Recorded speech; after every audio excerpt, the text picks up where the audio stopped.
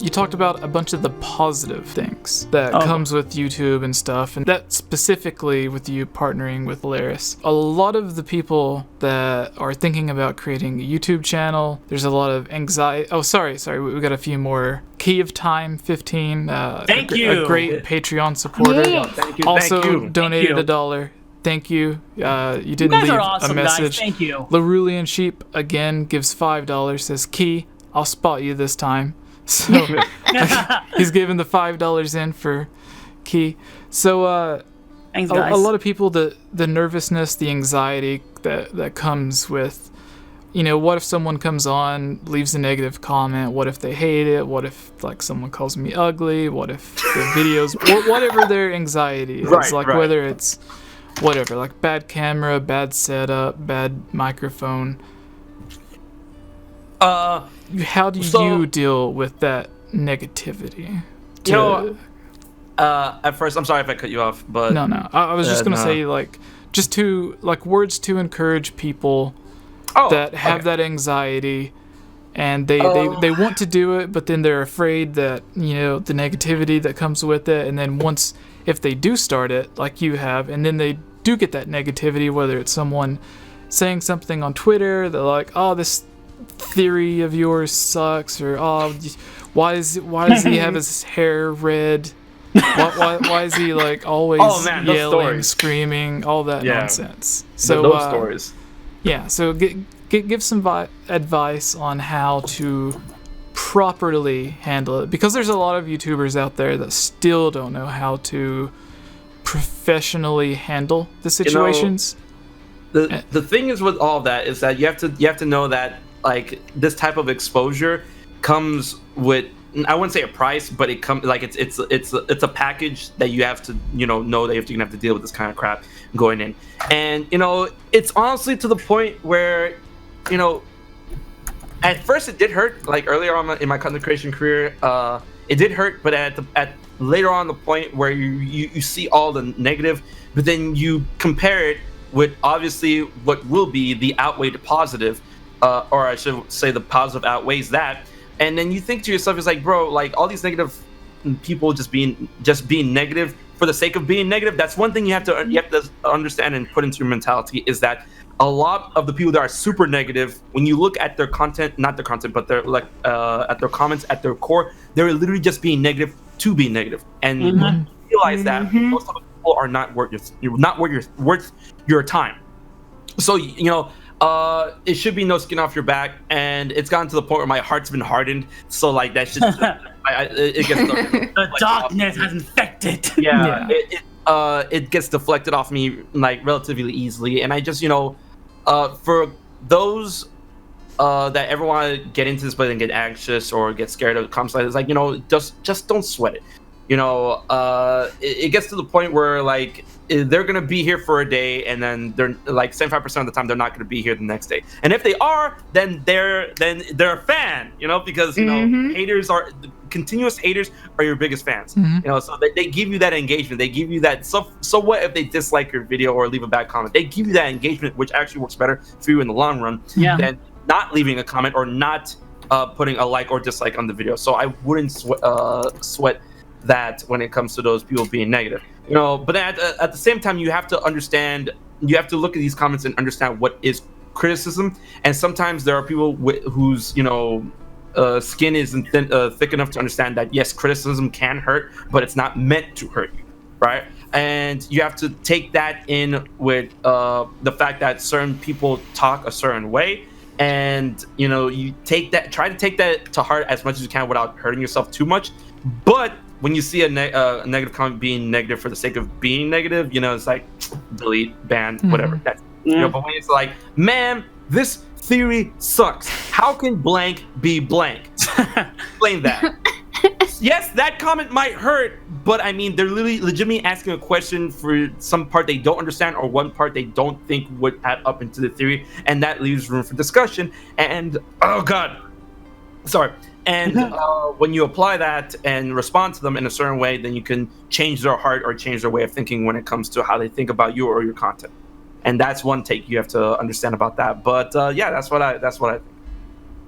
And if I can add one thing to that also, So ahead, one Mo. advice a YouTuber gave me is that if you're getting negative comments, that just means you're doing something right. You know what I'm saying? that just shows that you're affecting someone's life that much that they have to act like that towards you, and that just means that you're doing good at something. A lot of people, whenever they ask me this question, the advice that I try to give them is pay attention. Like, if they like, oh man, I got this negative comment, I don't know if it's a troll, I don't know if it's someone being serious. I just say, look at that comment and then look at the rest of the comments on that video. You'll probably have one negative comment for every 10, 15, 20 positive comments, because most people that love, like, it could be someone that absolutely loves the video, but they just aren't the type of person to leave comments. The type of person to leave negative, very hateful comments is probably someone who's just hateful all the time. Whether or not like it's your video, it could be someone, a waiter at a restaurant. It could be someone parked in front of them or driving in front of them in traffic. They're just naturally a hateful person, so that could come off onto you, and it has absolutely nothing to do with you. But going along with that, what would you say is the negative comment that you would get the most? Because with me, on my theories, it always makes me laugh, and then even Geek knows, because we talk about it a lot. And then but the infamous Link is dead theory that was popularized by MatPat. I'll make a theory or something, and then whatever it is, there's multiple things, as long as it has to do with Ocarina of Time or Twilight Princess or whatever. There's always the comment from someone that's like, well, first of all, this theory is horrible. You didn't even think it through. How could blah blah blah do blah blah blah if Link is dead before Majora's Mask? And I'm like, didn't you hear, guys? Link is dead. Like, come on. yeah, because like, that was a rough time during YouTube. Didn't you watch MatPat? Like, I'm so glad we're past that. This can't be true. MatPat said Link is dead, so how can blah blah blah be blah blah blah? Because apparently MatPat is gospel. Yeah, and then it must be true because he said it. And then recently, he has like 2 or 3 different videos confirming where Breath of the Wild is on the timeline. Like, we all have videos like that, but like, even though at the end of it he says like that it's just a theory or whatever, his hardcore fans, like, there's been so many people that's come on my channel and be like, oh, this is wrong, MatPat said it was in the Downfall timeline. Yeah, that's why I'm not mad at MatPat, because he always, like, first of all, it's the game theorist, and at the end of it he always say, but that's just a theory, a game theory. So I'm not mad at MatPat, just like, guys, yeah, it's the fans. No, like, yeah, it's the fans that take it as gospel, but it's just like, I think when it, the fact that their quote evidence against you is someone else's theory that's not even proven. It's like, wait, that's not evidence. Like, That's just he has the one video where he used Hyrule Warriors as canon for the Breath of the Wild timeline. And that was a fun week. yeah, and even though, like, if Nintendo did come out and say like, yeah, it is canon somehow magically or whatever, then it's like, oh, that you know, it's a fun idea to think about. But it's like, when you actually try to structure it into something that, like, to a lot of people it's like, oh, it's a game, who cares? But to us, it's like, we make our living talking about it. So when someone tries to come and discredit you, and then they're like talking to their friends, they're like, no, like, don't watch them, they don't know what they're talking about. MatPat said Hyrule Warriors is what connects all the Breath of the Wild timelines and blah blah blah, and he's talking about this. And then yeah, so like, it just spreads and stuff. But then I don't know, anyways, just to wrap it up, it's annoying. That's why I kind of ranted a little bit. But that's the most popular one that I get is like, this isn't true because Matt Pat said this. Right. So with you, those are just elitists. What would you say your most popular negative things are? Oh, wait, you mean like a popular negative comment that I always get all the time? Yeah, something you get all the time that's just like, not again. And then you just like laugh it off or whatever. The red hair? Nah, because not all my videos have me. I guess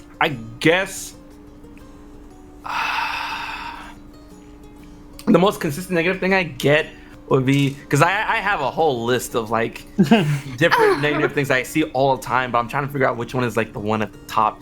And I guess the one is my voice.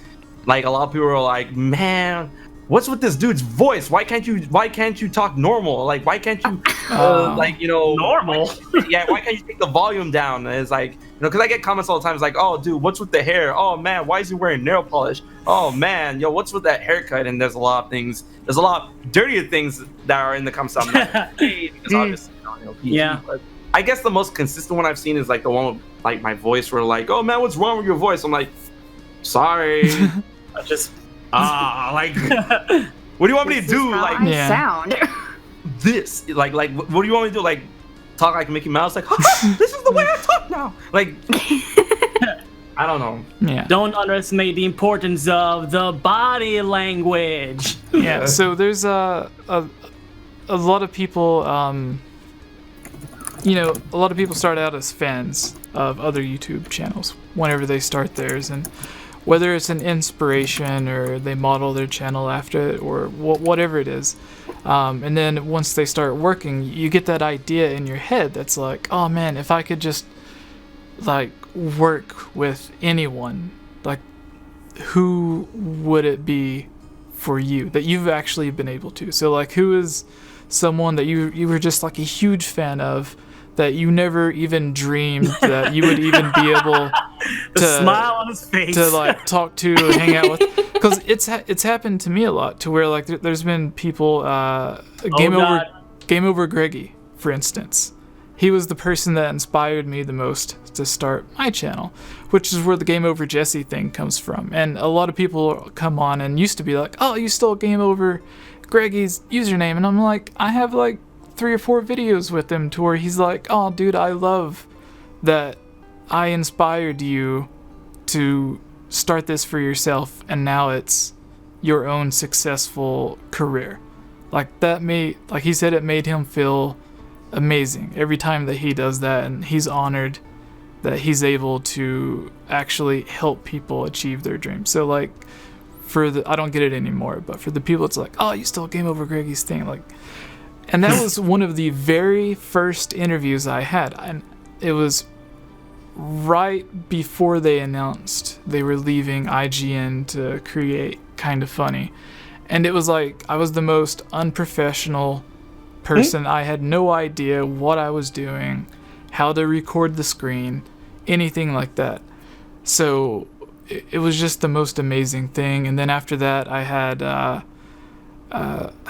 someone who worked on, I think he worked on Ocarina of Time, 3D, Skyward Sword, and he left like right before he got the chance to work on Breath of the Wild. But he went on from Nintendo to work for The Tonight Show and some others. That's nice.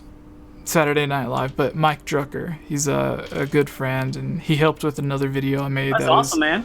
The top 10 best and worst of Ocarina of Time. He helped with that because he's also a comedian, so he tried to like give some funny stuff in the video. But anyways, those were some dream collaborations that I had, and of course now a lot of the people that I used to watch now I'm friends with and like just talk to casually, like the Joe, the voice actor for Daruk from Breath of the Wild. He's actually the guest next week. That is so cool.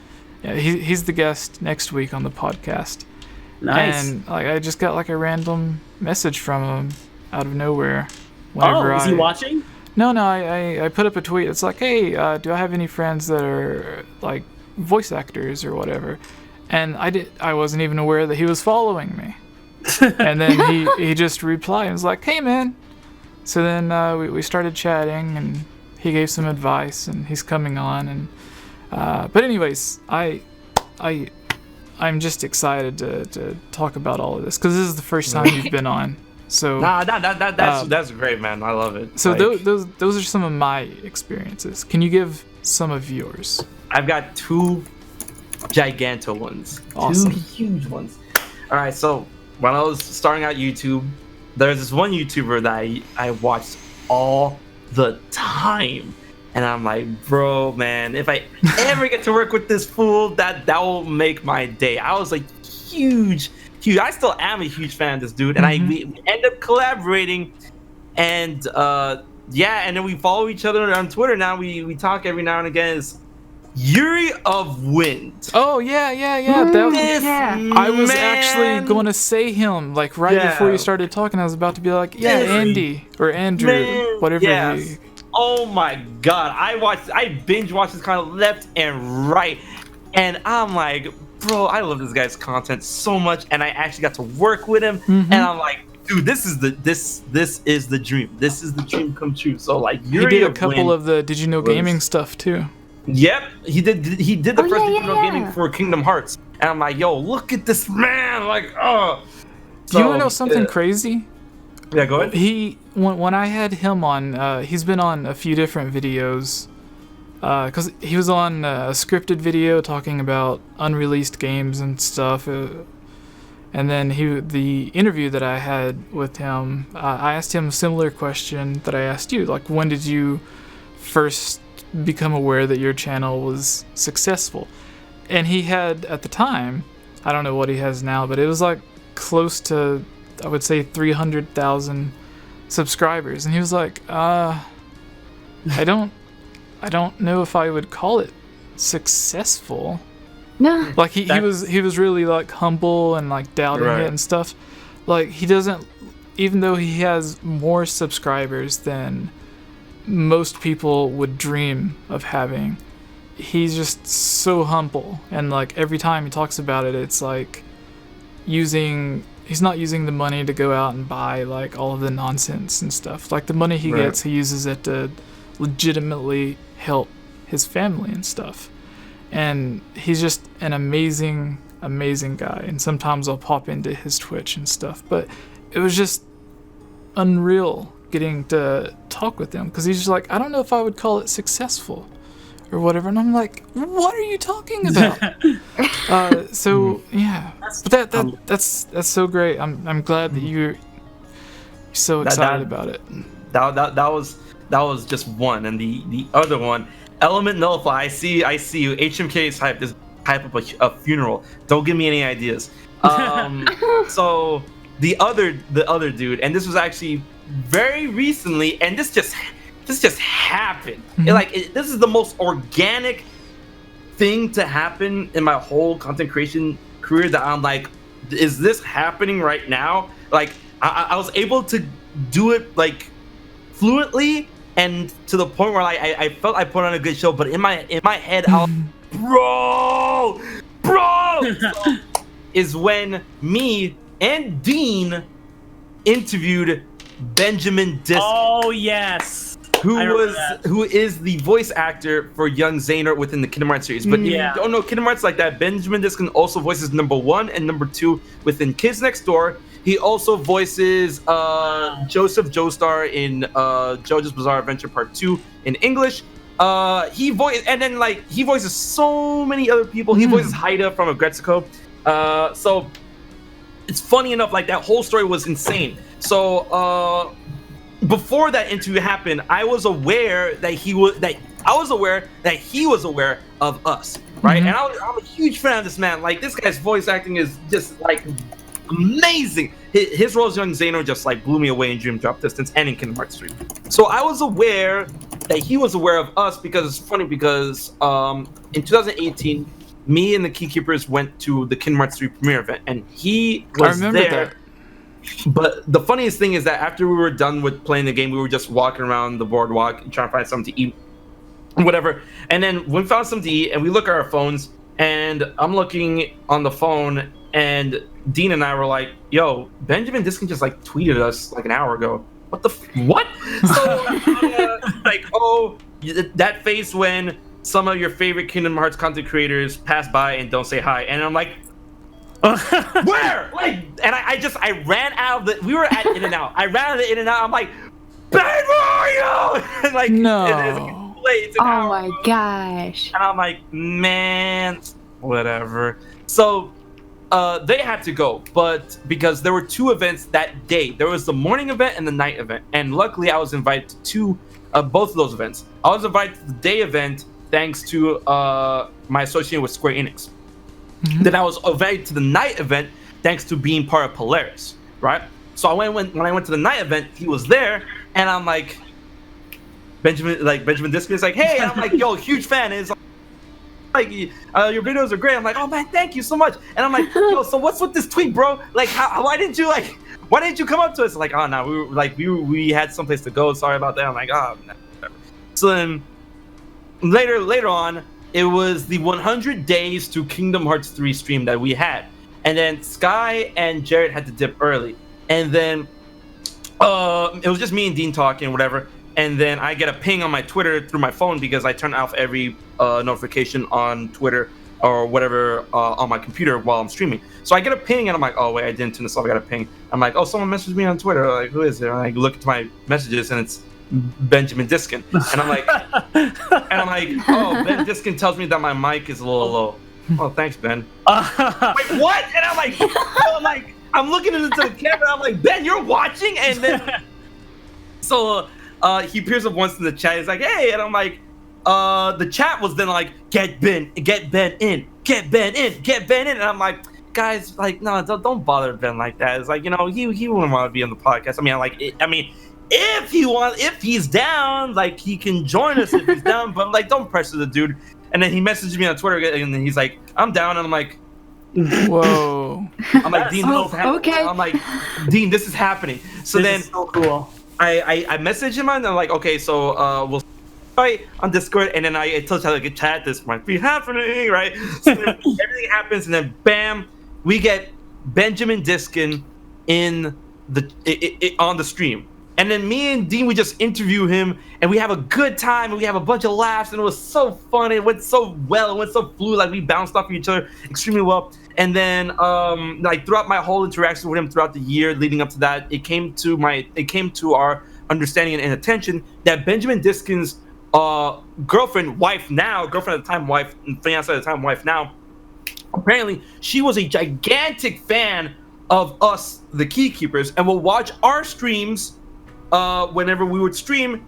And, you know, they live together, and they're together, and then Ben would watch us on the stream, and it's like, oh, these guys do Kingdom Hearts stuff, and I'm like, this is the voice actor of young Xehanort, and I'm like, are you kidding me? I'm like, so, like, you know, small world type stuff. And, you know, Heather, she's great, I love her, and I love Ben. And, you know, it got to the point where I'm like, yo, is this real life? Like, so that's my 2 things, like, oh, people I've worked with and stuff. That's awesome, man. Dude, Yeah, seriously. I had 2 similar things that happened kind of naturally. I'll try to talk a little bit faster because HMK, you're like the king of hype. So excited. You get fast when you're talking. I love it. I do. I'm sorry. The passion and everything. Me, naturally, I'm just like, even if you watch the E3 Breath of the Wild 2 reveal, when they showed off the trailer, everyone in the room just like jumps up and screams, raises their arm, like, yeah. And I'm just like, yeah. Like, I'm excited on the inside. I'm just like, I don't have that energy output, but I love it from you. But anyways, to quickly do this, and I know this is your interview, but I just want to let some of the people know. This is your stream. So similar with yours, there's one time that was actually with my little brother. He was playing, and I was just like sitting beside him watching Breath of the Wild around the time when it first came out. And he would always look on YouTube, and he's like 7, 8 years old at the time. And he was a huge fan of Austin John Plays. And in the chat, someone named Austin John Plays just pops up in the YouTube chat, the live chat. I don't remember if he super chatted or if he just talked or something, but someone who was on voice chat and Discord with us was like, "Oh, Jesse, there's Austin John Plays in there." I'm like, "Oh, that's cool."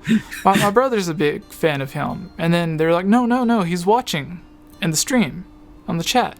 What? And I was like, "Oh, that's awesome." And then I told my little brother, and like he didn't really understand or whatever.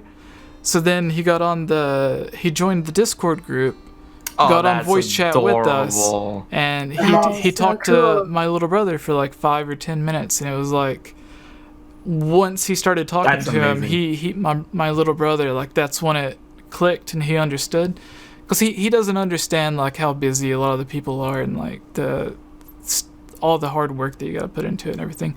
But the other natural thing was I was doing a Discord live stream of Super Smash Brothers, and a couple of weeks before this, we had because there was like a month or two where we were interviewing a bunch of the voice actors from Breath of the Wild. It was like Patricia, Sean, and then Joe. Right. And it was right after we had interviewed Sean, who's also a professional Smash Brothers player. In fact, he just went to a convention a couple days ago, and he came in second place in the tournament. But we brought him on, and he wrecked everybody. No one. There was like 7 or 8 of us rotating. No one beat him. What character did he use? Mega Man. Oh. Yeah. No one even got close. There's a few people that are really, really good in the chat that also go to tournaments, but just like no one, just one after one, he was just wrecking us. And then after a while, he was like, "All right, guys, I gotta drop out." Like, but it was just one of those things where it was like, he made a tweet about Smash Brothers, and I'm like, "Hey, we're playing Smash right now. If you want to join us," and he just like instantly joined in the group and started chatting with us and everything. And it made like just a casual live stream one of the best ones that I had. That's great. So that's like the great thing about this job, whatever you want to call it, is the connections. Like people that you would never even dream of getting a chance to talking to or meeting, you end up becoming good friends with, to where out of nowhere you'll just get like a random message and like, "Hey guy," or "Hey man, what's up?" And like, I don't know what kind of bands you're into, but my favorite band is Escape the Fate, and it has been for a long time. And the drummer somehow magically became a fan of the podcast, and That's crazy. He hit me up, and he was wanting advice because he was starting his own podcast. So like whenever they came to Nashville, which is like a couple hour drive away, and it was like the day before Halloween, it was the first time that we hung out in person, because we had done a couple of videos together, and then what was it? Yeah, we had done a few interviews together, and then he did like a mailbag thing for another video, and then we had a vlog that we were doing in person and stuff, and it was like the most unbelievable, surreal thing that wasn't video game related, to where they were wanting to go to a Halloween store, but first they wanted to go to the gym. So it's like me, my girlfriend at the time, and basically the entire band crammed into my car, driving around. Wild. And it's like just like every now and then I'll get like a random text, like not that's how close it is, like not a message on Twitter or whatever, like an actual text, to where like we're buddies enough to where he trusts me with the phone number. And it's like Craig Mabbitt from Bless the Fall, Escape the Fate, The Dead Rabbits, The Word Alive. They're all just like awesome people, and like I got to hang out with them.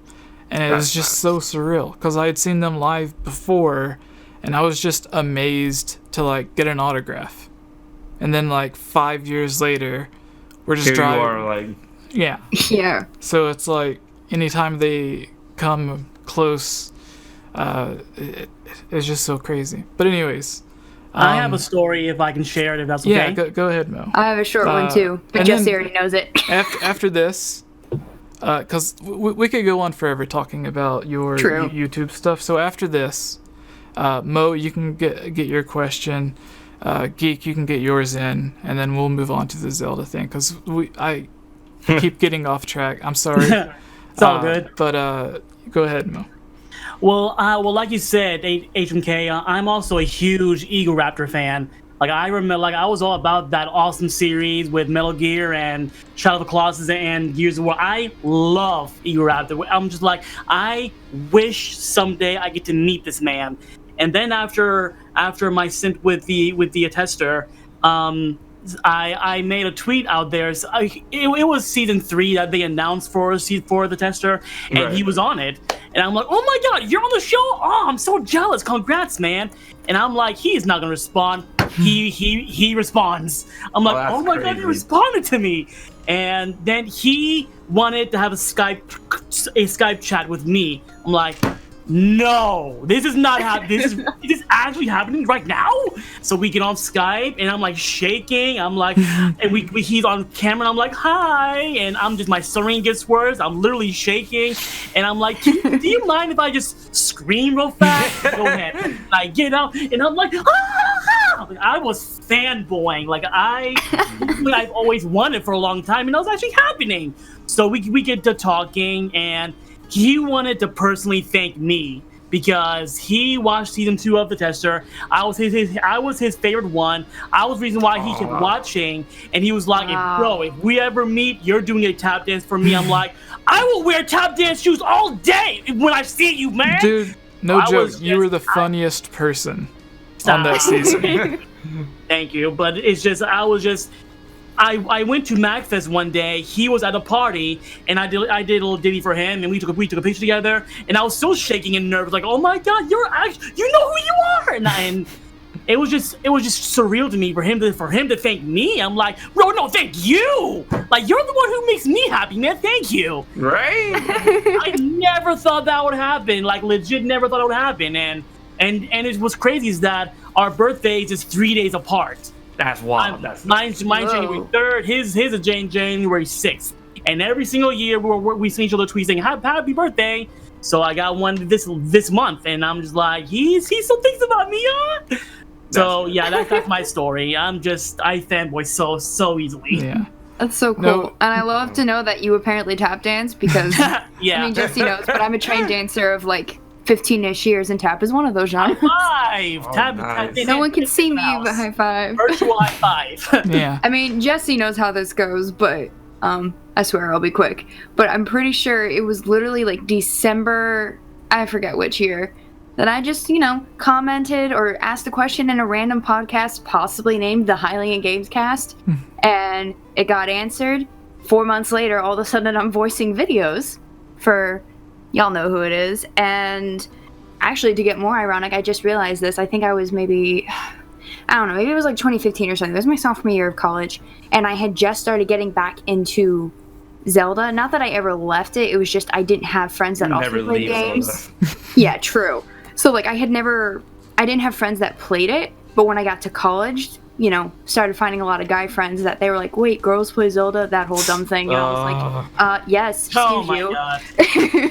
But it was all good. So I finally got back into it, and I didn't know that there was this whole world of Zelda that I did not know anything about, all of this lore. And funny enough, the 3 main channels I started watching were Commonwealth Realm, the first 3, Conrad, Jesse, awesome. and HMK, actually. So those were the 3 channels that got me back into Zelda. And yet here we are. Thank you. No, same. It all comes together. Same with I remember we had a contest for voice acting. We were wanting one guy and one girl, and I almost said.